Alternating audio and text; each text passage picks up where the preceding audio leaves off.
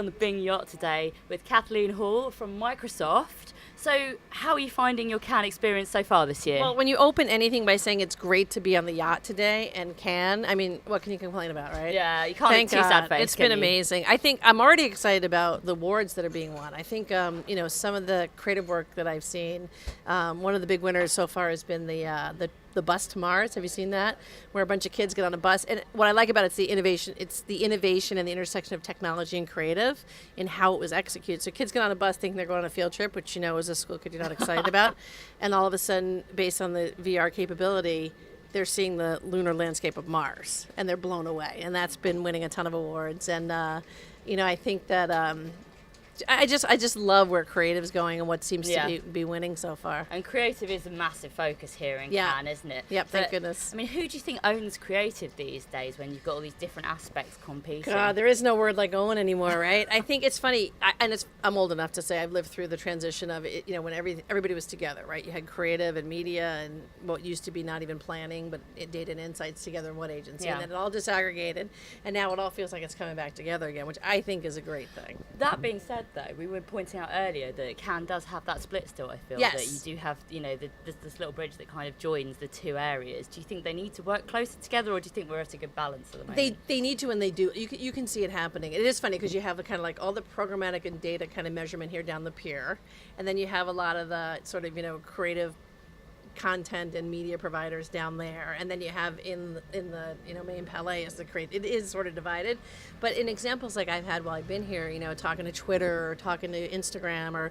you can't speak of the medium, the measurement alone without the creative involved. Like it's the intersection of the three that's going to make something amazing. Yes. So definitely. it's sort of by necessity coming back together, which I think is a good thing. A big thing that you've been focusing on as well while you've been here is diversity. Yes. And there's been quite a lot that's been covered here. Is Yes. that something you're happy about? I'm so happy about it. I've been in this business, I hate to date myself, maybe 33, 34 years. So I've seen the very slow and inappropriate growth and change, but I've seen an acceleration recently around the issue of diversity and inclusion. And we had a great women's breakfast this morning sponsored by IPG and some amazing speakers. Dr. Jameson, who was the first female African-American astronaut to go to the moon and or space. I don't know if she actually got to the moon. But anyway, it was really just to have a lot of women in a room talking about how they've gotten there, what it takes to get there, sharing insights for women who still want to grow and break the glass ceiling. Yeah, well, obviously not really there yet. I encouraging. mean, what do you think are the ways that we need to improve? Well, they said, it's funny, we had the 3% issue where there's only 3% representation in the advertising industry by women. It's already gone to 11% according to The Economist, I guess, new data, which is great.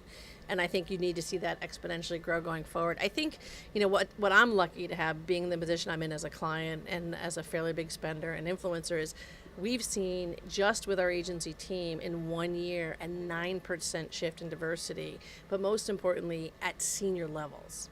So we can actually say to our agencies and partners, you have to do this for us. And they want to for the most part. And they love that they're being encouraged to do it.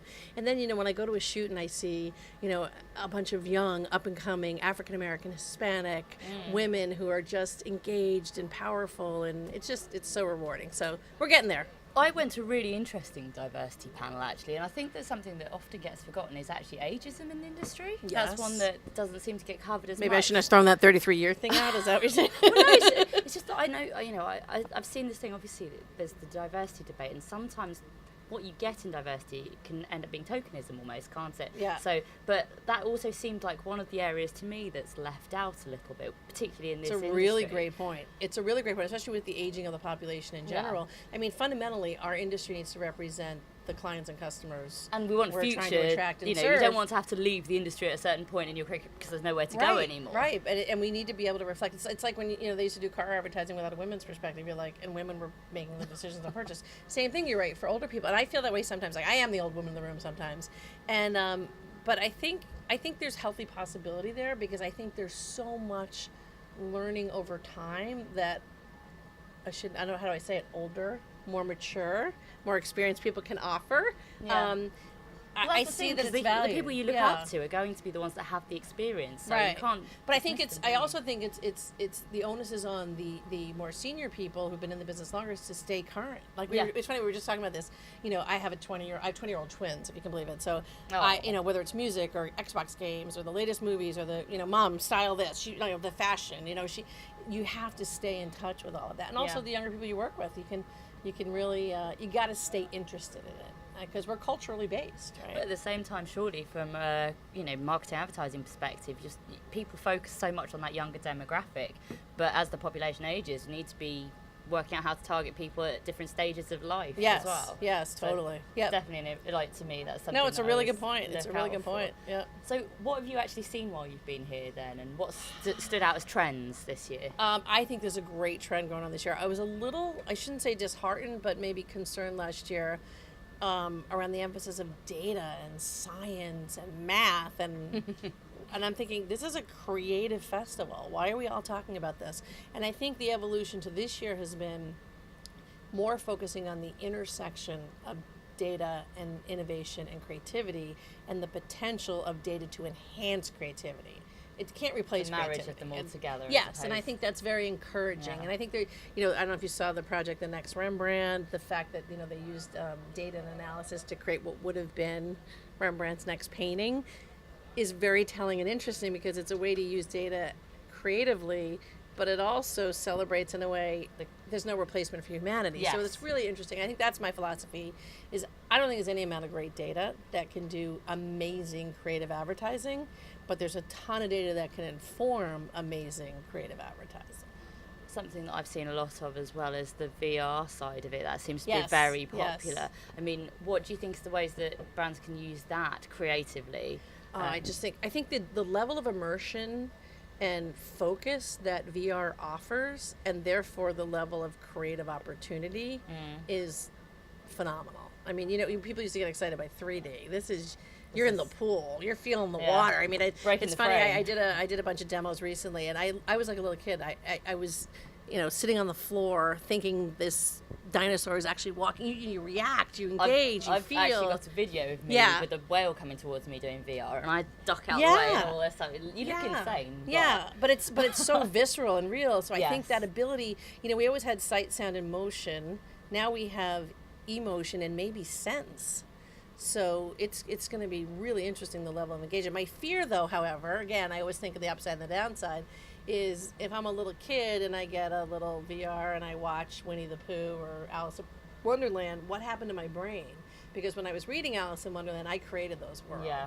Now someone else is creating it for me. So It's maybe I finding worry. ways. I worry a little bit. Yeah. Maybe that's something that will be integrated in, the ways in which you can use it in a more creative way. Like I've painted things in virtual reality, so you make a 3D painting Right, around you, which right. is quite fun. I was actually, one of the things I saw was a Salvador Dali painting that comes to life and you can go through it and Yes, stuff, which is yes. always lovely as well. But yes, I guess That enhanced experience is you can't replace, but then I also don't want to replace the capability of our brains and our emotions and it's going to be interesting. what do you think, looking to the future, is going to come? What do you think next year's Cannes is going to be focusing on? If we've had data and now we've got VR, I think VR is still in its infancy. I don't think you see a lot of work necessary or categories geared toward the medium, and I think you're going to see more of that going forward. There was a little bit at Sundance. There was some great, VR kind of immersive film type pieces. So I think that might be something we're going to see going forward. So what else are you looking forward to this year then? Because you're still here till Saturday, aren't you? I'm looking forward to, we may have an award today on the diversity issue. We've done a lot to call attention to the fact that girls basically drop out of science and math STEM studies. And, really? Yes, and we Well, did you're talking to someone with a master's in biology, so Oh, there you go. So good for you. I didn't realise that was the problem we had. Yes, and we had a short film we did last year, basically a digital campaign. We tried to figure out why. So basically, Yeah. the problem at the top is not enough women are graduating from math, science, engineering universities.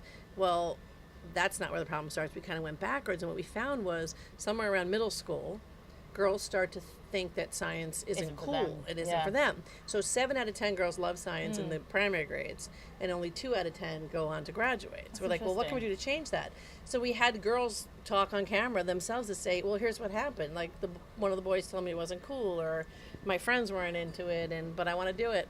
So we're encouraging girls to kind of stay in math and science. And this year's execution was around the fact that when we asked young women to name inventors, they could name a lot of men, Yeah. but they couldn't name any women.